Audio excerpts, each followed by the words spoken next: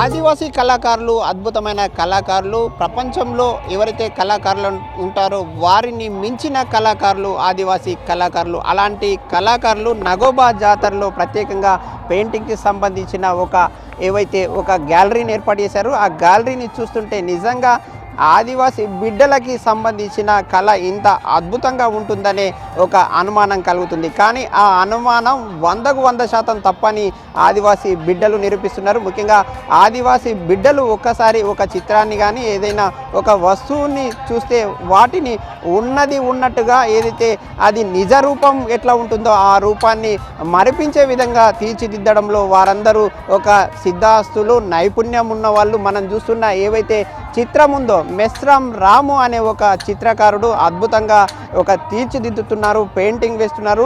ఆదివాసీ ఎవరైతే మహిళలు ఉన్నారో మెస్రం వంశస్థులు ఎవరైతే నగోబా జాతర సందర్భంగా వారందరూ కూడా ఒక జలాన్ని తీసుకొచ్చే ఒక సుందరమైన దృశ్యాన్ని ఒక కళ్ళకు కట్టే విధంగా ఏర్పాటు చేసి అదేవిధంగా ఒక పెయింటింగ్కు రంగులద్దుతున్నారు, అదేవిధంగా సుందరంగా తీర్చిదిద్దుతున్నారు. ఈ విధంగా ఎవరైతే లార్డ్ శివ కానీ అదేవిధంగా నగోబా దేవత కానీ అదేవిధంగా ఆదివాసీ ఆదివాసీ గూడెంలో ఉండే ఏవైతే సంస్కృతి సాంప్రదాయాలు, పెళ్ళి, అదేవిధంగా ఆదివాసీ బిడ్డలు ఇప్ప పువ్వు కోసం వెళ్తారు, ఇప్ప పువ్వు ఏ విధంగా సేకరిస్తారు, అదేవిధంగా ఇప్ప పువ్వును ఒక తల్లి బిడ్డ వెళ్ళి ఏ విధంగా సేకరిస్తారనే అంశాన్ని ప్రతి ఒక్కటి కూడా ఒక అంశాన్ని కళ్ళకు కట్టే విధంగా చూపిస్తున్న ఈ సుందరమైన దృశ్యాల్ని రాము చిత్రీకరించడం జరిగింది. ఇది కిక్కిరికి సంబంధించింది. అదేవిధంగా ఇది నగోబా దేవత. అదేవిధంగా పైన ఉన్నప్పటికీ ఏవైతే ఉంటాయో ఆదివాసీలకి కొన్ని గోత్రాలు ఉంటాయి, అదేవిధంగా సెగలు ఉంటాయి. ఆ సెగలకు సంబంధించిన చిత్రాలను కూడా తీర్చిదిద్దడం జరిగింది. అదేవిధంగా ఆదివాసీ బిడ్డలందరూ కూడా నగోబా జాతర సందర్భంగా ఎవరైతే గోదావరి జలం కోసం వెళ్ళే ఒక సుందరమైన దృశ్యాలు, ముఖ్యంగా నగోబా జాతరకు సంబంధించి ఏవైతే అంశాలు ఉంటాయో ఆదివాసీలకు సంబంధించిన ఏవైతే కళాఖండాలు ఉంటాయో, ఆచారాలు ఉంటాయో, సాంప్రదాయాలు ఉంటాయో, అదేవిధంగా నగోబా దేవతలకు ఏదైతే ఆదివాసీ మహిళల్ని పరిచయం చేస్తుంటారు, బేటింగ్ నిర్వహిస్తారు. ఆ బేటింగ్కు సంబంధించిన అంశాలని కూడా ఇక్కడ ఎవరైతే మెస్రం రాము సుందరంగా తీర్చిదిద్దడం జరిగింది. అదేవిధంగా ఈ తీర్చిదిద్దిన ఏదైతే ఒక గ్యాలరీ ఉందో గ్యాలరీలో చూసి ఆదివాసీ కళాకారుడు వేసిన చిత్రాలన్నింటినీ కూడా చూసి ఎవరైతే చిన్నపిల్లలు కానీ అదేవిధంగా పెద్దవాళ్ళందరూ కూడా ఒక సంతోషాన్ని వ్యక్తం చేస్తున్నారు, ఆనందం వ్యక్తం చేస్తున్నారు. ఇంతటి అద్భుతంగా కూడా ఒక రాము అనే కళాకారుడు ఏ విధంగా చిత్రీకరించారనే అంశాన్ని కూడా వారు చూసి ఒక రాముని అభినందిస్తున్నారు. ఈ సందర్భంగా రాము మనతో పాటు ఉన్నారు. రాము ఏ విధంగా కళను నేర్చుకున్నారనే అంశాన్ని వారిని అడిగి తెలుసుకుందాం. భయ్య, మీరు ఎక్కడ నేర్చుకున్నారు ఇది? నేను సొంతంగా నేర్చుకున్నా. నా సొంతంగా ఎక్కడ నేను ట్రైనింగ్ తీసుకోవాలి, సొంతంగా నేర్చుకుంటా. హయ్యర్ లోయర్ ఎగ్జామ్ కూడా ఉంటుంది. ఆల్రెడీ హయ్యర్ లోయర్లో నిజామాబాద్లో ఒక ట్రైనింగ్ తీసుకున్నా 42 days.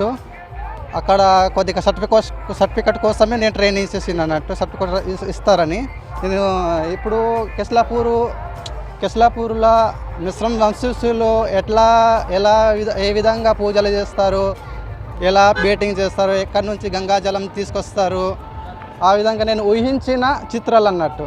నేను ఊహించి చిత్రాలు వేసినాను.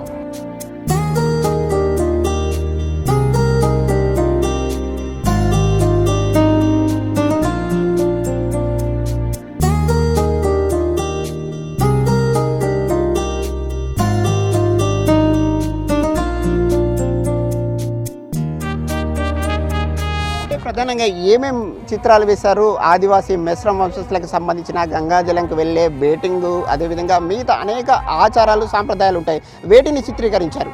నేను ఎవరైతే మిశ్రమ సంస్థలు ఉన్నారో వాళ్ళు ఎక్కడి నుంచి బయలుదేరుతారో, ఎలా పడతారో, చెప్పులు లేకుండా, కాళ్ళకి చెప్పులు లేకుండా తెల్ల వస్త్రాలు ధరించి తలకి రుమాలు కట్టుకొని గంగాజలంకి పాదయాత్ర వెళ్తారు అన్నట్టు. 7 రోజుల ప్రయాణం చేశారు.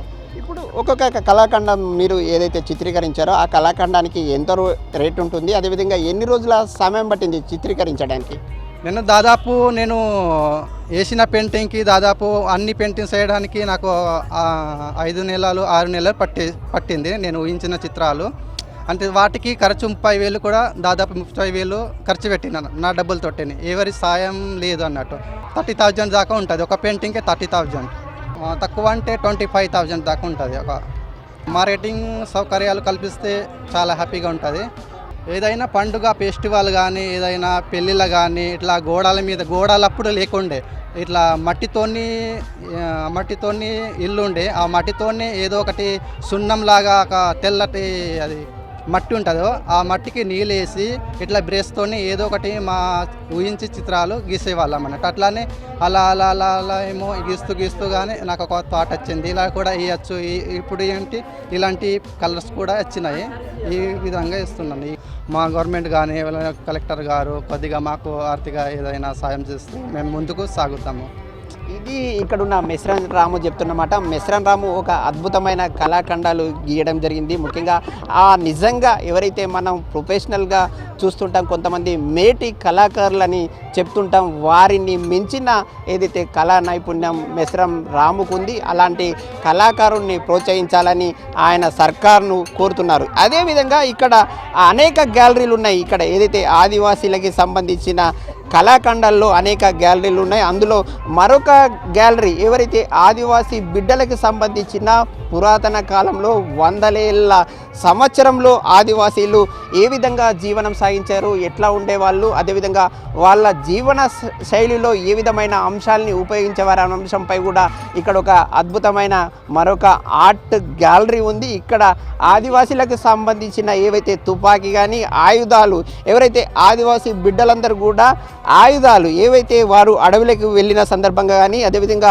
వేటకు వెళ్ళిన సందర్భంగా కానీ వాళ్ళు ఆయుధాలు ధరించేవారు. ఆయుధాలు కూడా ఇక్కడ కనిపిస్తున్నాయి. అదేవిధంగా ఆదివాసీ మహిళలు ఒక సుందరంగా ఎవరైతే అలంకరించుకుంటారో అలంకరణకు సంబంధించిన సామాగ్రి ఉంది. వాటికి సంబంధించిన వెండి ఏవైతే ఆభరణాలు, అదేవిధంగా మిగతా ఏవైతే ఆదివాసీలు ప్రతినిత్యం జీవన విధానంలో ఏవైతే వస్తువులు వినియోగిస్తామో ఇవి ఆదివాసీలు ముఖ్యంగా ప్రతినిత్యం ఏవైతే పదార్థాలు తయారు చేసుకుంటామో రోకలు కానీ అదేవిధంగా మిగతా పరికరాలు కూడా ఇక్కడ ఏర్పాటు చేయడం జరిగింది. అదేవిధంగా ఆదివాసీలు గుస్సాడి సందర్భంగా ఎవరైతే వారు గుస్సాడి వేషాలు వేస్తారు, దండారి సందర్భంగా గుస్సాడి వేషాలు వేస్తారు. ఈ సందర్భంగా గుస్సాడి నెమలి పింఛం కూడా ఇక్కడ కనిపిస్తుంది. వాటితో పాటు ఆదివాసీ బిడ్డలు ఏవైతే పశువులు ఉన్నాయో ఆ పశువులను కూడా దేవతలను ఏవైతే బసవన్నలను దేవుళ్ళగా కొలుస్తారు, ఆ దేవుళ్ళకి సంబంధించిన ఏవైతే గజ్జలు కూడా ఇక్కడ కనిపిస్తున్నాయి.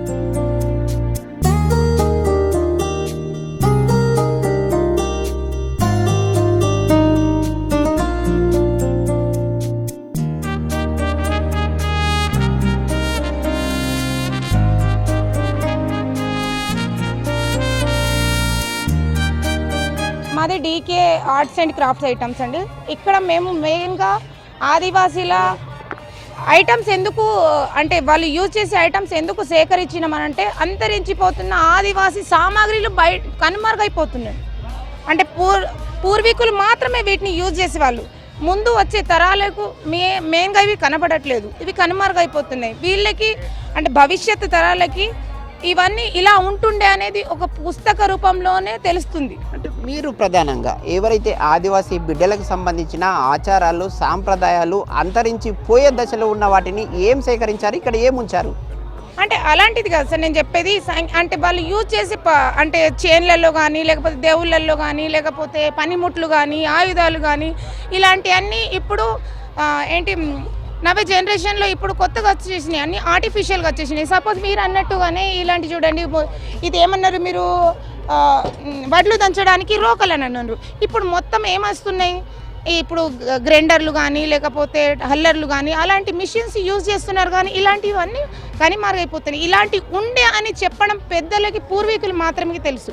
చిన్నపిల్లలకి ఈ జనరేషన్ వాళ్ళకి ఇది ఉండేనా, అవునా, దీన్ని ఇట్లా అంటారా అన్నట్టు ఇలా ఉండద్దని, అంటే ఫ్యూచర్ జనరేషన్ కూడా ఇలా ఉన్నదని తెలియజేయడానికి మేము సేకరించి మాత్రమే మా పిల్లలకి మా ఫ్యూచర్ వాళ్ళకి చూపిద్దామని మెయిన్ ఉద్దేశం మాది. ఈ మహిళ చెప్తున్న మాట ముఖ్యంగా వీరందరూ కూడా ఆదివాసీ సాంప్రదాయాలు ఆచారాలపై ఒక మంచి పరిపూర్ణమైన ఒక నాలెడ్జ్ ఉంది, విజ్ఞానం ఉంది. అదేవిధంగా ఈ వస్తువులు ఆదివాసీ బిడ్డలు ఏవైతే వినియోగించిన వస్తువులు కానీ అదేవిధంగా నిత్య జీవితంలో వాడుకున్న ఏవైతే వస్తువులన్నిటిని కూడా భవిష్యత్ తరాలకు అందించడానికి ఈ విధంగా సేకరించాం. అదేవిధంగా ఆ భవిష్యత్ తరాలకు అందించడానికే ఈ ఆర్ట్ గ్యాలరీని ఏర్పాటు చేసాం. ఇలాంటి ఆచారాలని సంస్కృతిని పరిరక్షించుకోవాల్సిన బాధ్యత ప్రతి ఒక్కరిపై ఉందని వీరు చెప్తున్నారు.